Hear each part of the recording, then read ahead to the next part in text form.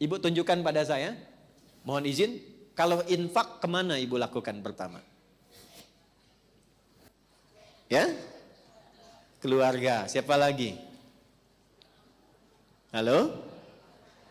Baik, tahan sebentar. Sudah cukup. Ya, tahan sebentar, pelan-pelan.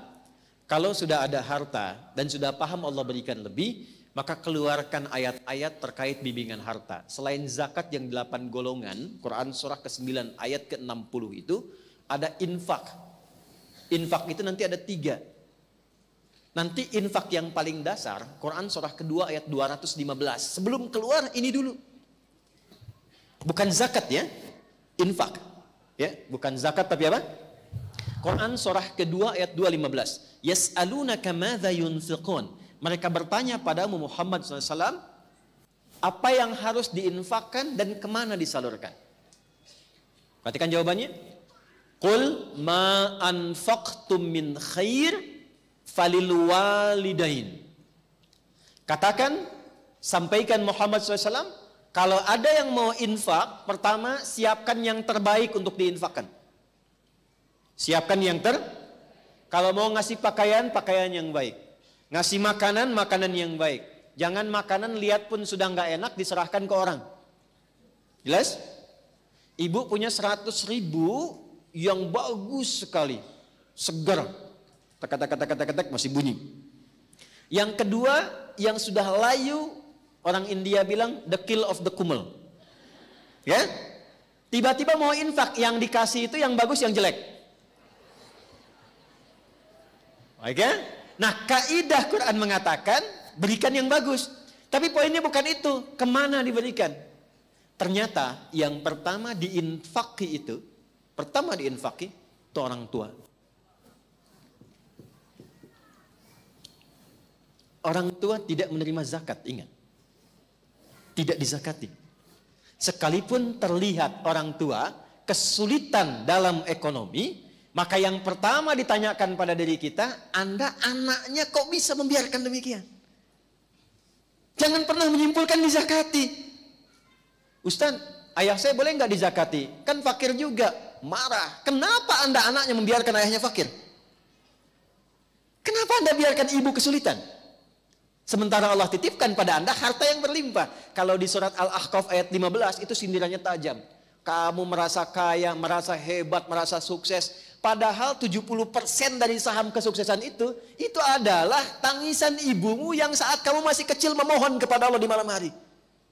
Jangan jadikan anak saya seperti saya ya Allah. Tinggikan derajatnya, banyakin ilmunya, nyamankan tidurnya.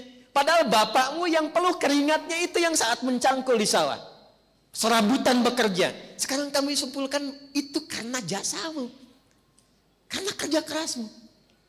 Karena itulah ketika seseorang sukses, bahkan usia 40 tahun, itu langsung dibimbing oleh Allah supaya tidak lupa dengan bagian pertama ini. Doanya langsung di Quran surah ke-46 ayat 15. Rabbi auzi'ni an ashkura ni'mataka allati an'amta alayya wa ala walidayya. Itulah sebabnya kenapa orang tua diikutkan di situ. Orang tua sudah meninggal, tidak putus infak. Ini sebentar lagi mau kurban. Boleh berkurban. Ya, di atas namakan yang telah wafat boleh. Boleh. Ya. Dan itu sudah banyak hadisnya tentang itu. Kemudian misalnya, alhamdulillah saya punya uang 50.000. Apa yang paling mudah dilakukan? Beli mushaf misalnya. Kasih ke penghafal Quran. Niatkan kepada Allah untuk berbakti kepada kedua orang tua. Itu setiap dibacakan ngalir pahalanya. Jadi berbuat baik pada orang tua itu selalu cepat dijawab oleh Allah. Jadi kalau ibu ingin menerjemahkan amalan Sayyidah Khadijah dengan hartanya, kalau beliau dulu punya Nabi, sekarang kita bawa ke tingkat tertinggi yang diletakkan pengabdiannya setelah ibadah kepada Allah. Quran surah 17 ayat 23. Wa qada rabbuka alla ta'budu illa iyyahu wa bil walidaini ihsana.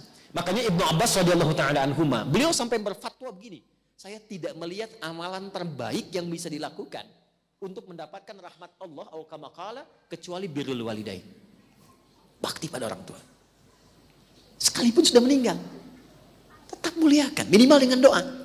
Masih ingat kan doa yang melahirkan jariah? Waladin salihin yad'u. Doa anak saleh. Nah, sepanjang masih hidup, ibu jangan simpulkan, saya rasanya belum solihah. Kalau begitu jadi solihah. Dekati Allah. Dekati Allah. Dan saat sudah ibadah itu berdoa.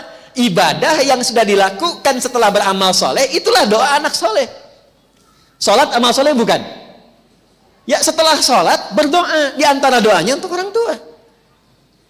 Baca Quran amal soleh bukan? Berapa banyak orang setelah baca Quran yang berdoa? Saya perhatikan selesai tutup aja. Ambil manfaatnya, selesai baca, berdoa. Berdoa. Demikian saat berzakat, berinfak, berdoa di situ. Walidain, wal aqrabin, kerabat dekat. Betapa bagus dan saya senang berinfak keluar sampai ke luar negeri, bagus. Luar daerah, tapi jangan lupa ada kerabat terdekat. Kakak, adik, anak kakak, anak adik, sepupu. Wal yatama, anak yatim.